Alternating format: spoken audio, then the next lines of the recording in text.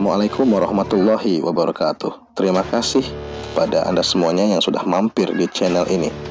Pada kesempatan kali ini, saya akan membahas mengenai pasukan khusus yang memiliki peran penting dalam penculikan dan pembunuhan 7 jenderal di Lubuang Buaya. Pasukan apa ini? Ya, pasukan Cakrabirawa. Anggota dari pasukan ini diambil dari orang-orang terbaik di Kesatuan Angkatan Darat, Angkatan Udara, Angkatan Laut, dan Kepolisian Republik Indonesia. Tugas dari pasukan ini adalah mengamankan pribadi Presiden. Sebagaimana kita tahu, tahun 50-an sampai dengan tahun 60-an, ancaman-ancaman pembunuhan terhadap Presiden Soekarno cukup marak, sehingga perlu dibentuk sebuah pasukan khusus yang melindungi Presiden dari ancaman-ancaman pembunuhan tersebut.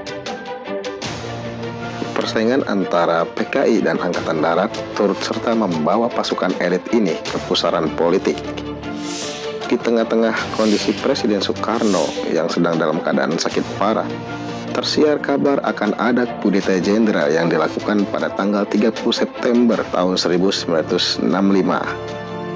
Tentu saja kondisi ini membuat pasukan elit ini khawatir, dan pasukan yang sudah diinfiltrasi oleh Biro Khusus PKI ini akhirnya melakukan tindakan terlebih dahulu, yaitu menculik 7 jenderal dan membunuhnya di Lubang Buaya. Tindakan tersebut adalah antisipasi jika para jenderal itu melakukan gerakan terlebih dahulu. Namun demikian, tindakan yang dilakukan pasukan elit ini adalah tindakan yang sangat berbahaya dan fatal akibatnya, karena memang tindakan ini adalah tindakan klaim sepihak yang ternyata tidak terbukti bahwasanya jenderal akan melakukan kudeta terhadap Presiden Soekarno. Dari sini kita bisa mengambil pelajaran bahwa pengaruh PKI sangat besar sekali terhadap semua lini pemerintahan. Pada tahun 60-an, PKI menguasai kabinet. Kemudian pada tahun 60-an juga PKI berhasil masuk menginfiltrasi tentara sampai dengan pasukan khusus yang tugasnya adalah menyelamatkan pribadi Presiden. Pasukan ini kemudian diperalat oleh PKI untuk memukul para jenderal yang dianggap akan melakukan kudeta sebagaimana analisa PKI. Namun sejatinya ini adalah kepanikan dari Partai Komunis Indonesia, atau tepatnya sekelompok elit Partai Komunis Indonesia melihat kondisi Presiden dalam keadaan sakit.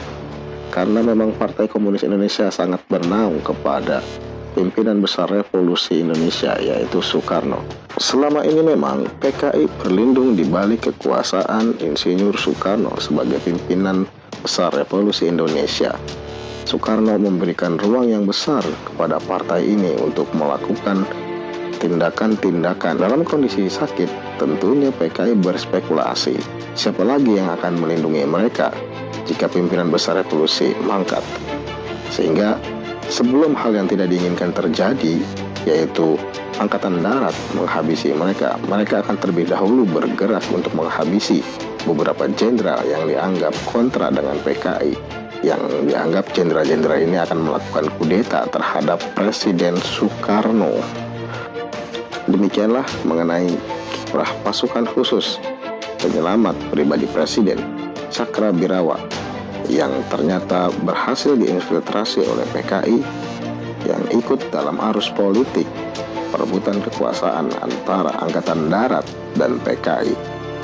Pasukan ini berhasil dimanfaatkan oleh PKI untuk membunuh 7 jenderal yang dianggap melakukan kudeta terhadap Presiden Soekarno. Dari sini kita bisa mengambil pelajaran bahwasanya PKI pada waktu itu berhasil memasuki semua lini kehidupan, termasuk organ yang sangat vital, yaitu tentara. Semoga kisah ini bisa menjadi pelajaran bagi kita semua untuk selalu waspada. Terima kasih.